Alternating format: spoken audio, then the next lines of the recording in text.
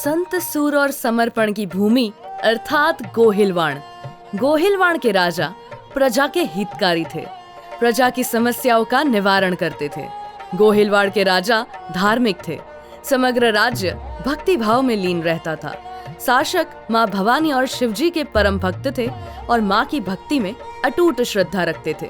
उनकी अपार श्रद्धा भक्ति का साक्षी है भवानी मंदिर का प्राचीन इतिहास।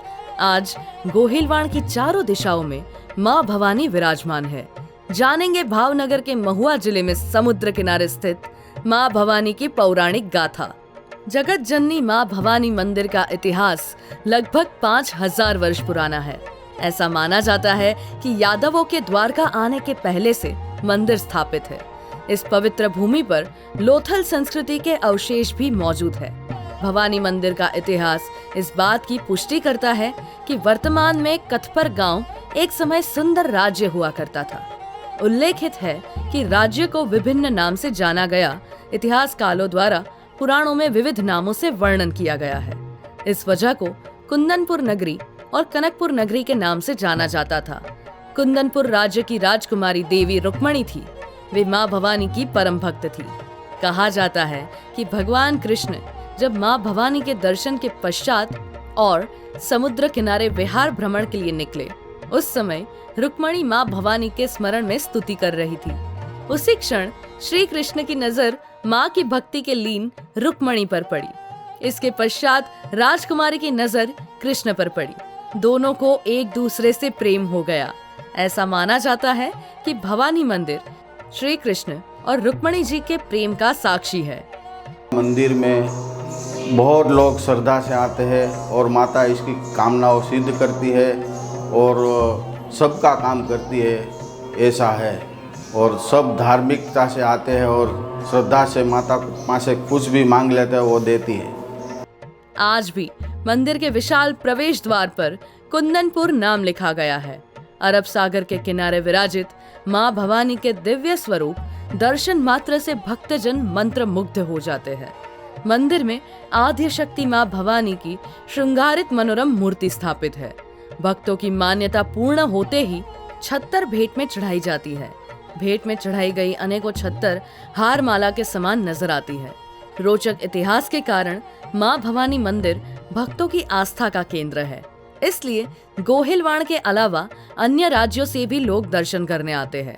वार त्योहार और खास करके चैत्र माह दरमियान महाआरती में शामिल होने के लिए भक्तजन बड़ी संख्या में उमड़ते हैं। माँ भवानी का वाहन शेर है, इसलिए मंदिर में शेर की आश्चर्यचकित प्रतिमा भी स्थापित है। मंदिर में प्राचीन शिवलिंग भी स्थापित है। एक और मंदिर में घंटनाद सुनाई देता है, दूसरी ओर अरब सागर की लहरों की सुरम्य आवाज सुनाई देती है। इस दौरान श्रद्धालु मंदिर में हो रही आरती का अलौकिक आनंद का लुत्फ लेते हैं। भक्तजन सच्ची श्रद्धा भक्ति से आरती में शामिल होना माँ का प्रसाद समझते हैं। समुद्र किनारे नज़दीक भवानी माता जी का जो मंदिर है बहुत मन को शांति देता है और बहुत एकदम अच्छा सुकून मिलता है। और पूरी हम आस्था से यहाँ आए हैं और आशीर्वाद हम प्राप्त करते हैं। यहाँ जो गुरुजन है वो सबका आशीर्वाद लेते हैं, तो हमको बहुत मन में शांति मिलता है। प्रकृति के सानिध्य में विराजित माँ भवानी की आराधना करने के लिए सामान्य दिनों में भी भक्तजन दर्शन के लिए आते रहते हैं।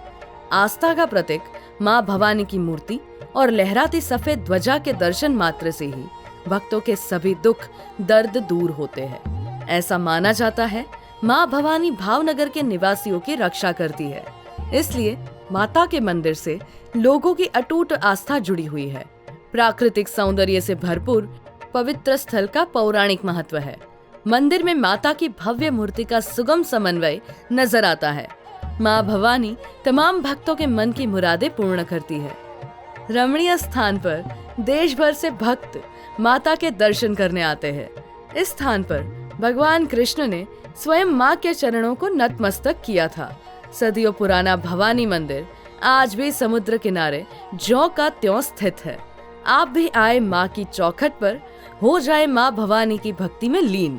देखते रहिए OTT इंडिया, रग रग में हिंदुस्तान।